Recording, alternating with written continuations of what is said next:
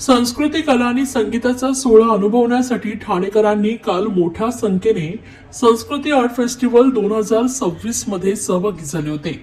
कला संगमाची विठ्ठलवारी या संकल्पनेवर आधारित या फेस्टिवलचा कालचा तिसरा दिवस खूपच रंगतदार आणि संस्मरणीय ठरला. बॉलिवूडचे सुप्रसिद्ध गायक शान यांच्या मधुर आणि भावस्पर्शी आवाजाने उपवन तलाव परिसर अक्षरशः भारावून गेलाय.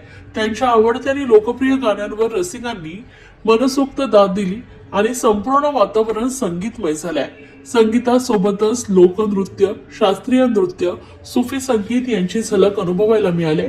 विविध कार्यशाळा, चित्रप्रदर्शन आणि धाडसी खेळांच्या प्रात्यक्षिकांनी फेस्टिवलचा उत्साह आणखीन वाढवलाय. कलेचा उत्सव पाहण्यासाठी ठाणेकरांनी दिलेला उत्स्फूर्त प्रतिसाद या फेस्टिवलचं खरं यश आहे. लहानपणांपासून ज्येष्ठांपर्यंत सर्वांनी एकत्र येत कला, संस्कृती आणि संगीताचा मनमुराद आनंद घेतला. अशा महोत्सवामुळे ठाण्याची सांस्कृतिक ओळख अधिक समृद्ध होते आणि आपल्या परंपरेशी नातं अधिक घट्ट होतं. संस्कृती आर्ट फेस्टिवल ठाणेकरांच्या मनात कायमस्वरूपी घर करून राहील यात शंका नाही. या प्रसंगी परिवहन मंत्री आमदार प्रताप सरनाईक यांनी शान यांचं स्वागत सत्कार केले व शुभेच्छा देतेवेळी जुन्या आठवणी ताज्या केल्या. तसेच यावेळी नगरसेविका परीक्षा सरनाईक, नगरसेविका एकता भोईर, नगरसेविका यज्ञा भोईर व इतर मान्यवर पदाधिकारी, ठाणेकर नागरिक मोठ्या संख्येने उपस्थित होते.